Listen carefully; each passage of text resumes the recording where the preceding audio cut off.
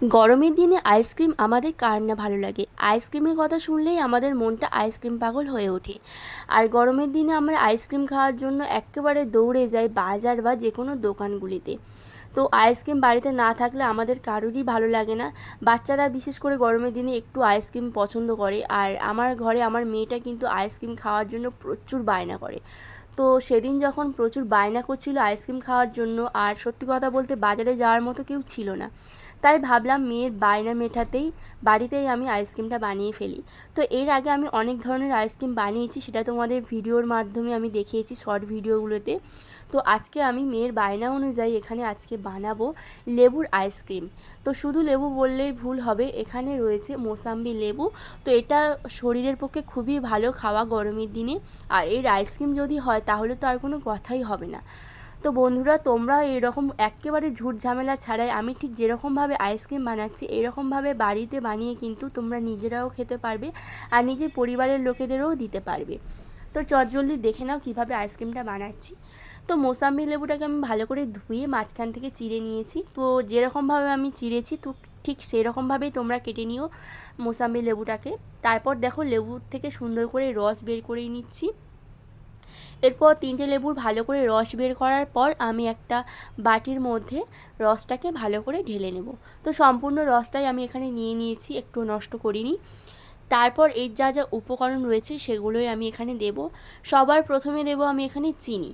তো তোমরা আইসক্রিমে এই যে চিনির পরিমাণটা তোমাদের স্বাদ অনুযায়ী দেবে। তো আমার এখানে মোসাম্বি লেবুটা একটু টক ছিল, আমি সেই জন্য একটুখানি চিনি দিলাম। টক টক মিষ্টি মিষ্টি আইসক্রিম খেতে কিন্তু বাচ্চারা খুবই পছন্দ করে।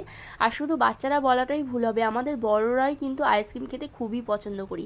আইসক্রিম পছন্দ করে না এরকম লোক কিন্তু খুবই কম আছে। তো যাই হোক, চিনিটা দিয়ে আমি সুন্দর করে গুলে নিলাম। তারপর এখানে দেখতে পাচ্ছ আমি কর্নফ্লাওয়ার দিচ্ছি 1/2 চামচ পরিমাণ, খুব বেশি এখানে দেওয়া যাবে না। তো চিনিটা যতটুকু দিয়েছি তার হাফ পরিমাণ কর্নফ্লাওয়ার আমি এখানে দিলাম, দিয়ে সুন্দর করে আমি নাড়াচাড়া করে নেব। কর্নফ্লাওয়ারটাকে সুন্দর করে এত সুন্দরভাবে মানে নাড়াতে হবে যাতে একেবারে ডেলা ডেলা ভাবটা না থাকে। তারপর আমি একটুখানি দিলাম ফ্রুট কালার। তো অরেঞ্জের ফ্রুট কালার আমার ঘরে ছিল, তো সেটাই আমি একটুখানি দিলাম। বেশ কালারিং দেখতে বেশ ভালো লাগবে, আর খেতে তো বেশ ভালোই হবে। তো দেখো ফ্রুট কালারটা দিয়ে আমি সুন্দর করে নাড়াচাড়া করে নিলাম। তারপর আমি এখানে একটা কাপের মধ্যে আইসক্রিমটাকে সেট করতে দেব। তো তোমাদের এখানে যদি কাপের পরিবর্তে তোমরা আইসক্রিমের যে কোনো কন্টেনার থাকে তোমাদের, সেখানেও তোমরা দিতে পারো, সেটাও তো আরও ভালো হয়। তো আমার এখানে কাপ ছিল। তো একেবারে ঘরোয়া পদ্ধতিতেই আমি আইসক্রিমটা বানাচ্ছি। তো এই কাপগুলো ন্যাচারালি সবার বাড়িতেই থাকে, তো সেই জন্য একেবারে ঝুট ঝামেলা ছাড়াই যে এরকমভাবে আইসক্রিম বানানো যায় ঠিক সেটাই আমি তোমাদেরকে এই ভিডিওর মাধ্যমে দেখানোর চেষ্টা করছি। তো দেখো সমস্ত কাপগুলোতে আমি আস্তে আস্তে আইসক্রিমের যে এটা ছিল পুরটা সেটা দিয়ে দিলাম। তারপর দেখো আমি আইসক্রিমের কাঠিটাকে দিলাম, দিয়ে তারপর ঠান্ডার মধ্যে ফ্রিজে রেখে সেট করতে দেবো। প্রায় 6 ঘন্টা রাখলে আইসক্রিমটা সেট হয়ে যাবে। তো ফ্রিজে আমি রেখে দিলাম আইসক্রিমটাকে। ঘন্টা হয়ে গিয়েছে, এরপর আমি আইসক্রিমের প্লেটটাকে ফ্রিজ থেকে বের করলাম, আর দেখে নেবো আইসক্রিমটা সুন্দরভাবে সেট হয়েছে নাকি। তো না, সত্যি আইসক্রিমটা ভালোভাবেই সেট হয়ে গিয়েছে। এরপর আমি আইসক্রিমটাকে কাপ থেকে বের করে নেব। আর বন্ধুরা, আইসক্রিম তোমরা যখন এরকমভাবে বসাবে, তো আইসক্রিম কাপ থেকে বের করার আগে এইরকমভাবে ডলে নেবে যাতে আইসক্রিমটা খুব সুন্দরভাবে বেরিয়ে আসে। তো আমার এই ভিডিওগুলো কেমন লাগছে তোমাদের কমেন্ট সেকশনে কমেন্ট করে জানিও, আর ভালো লাগলে লাইক অ্যান্ড সাবস্ক্রাইব করে পাশে থেকো।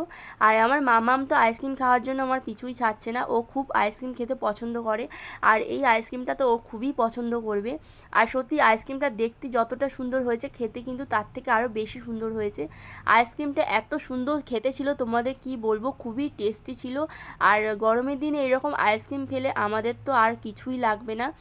তো যাই হোক, ভিডিওটা এই পর্যন্ত শেষ করছি। সবাই ভালো থেকো।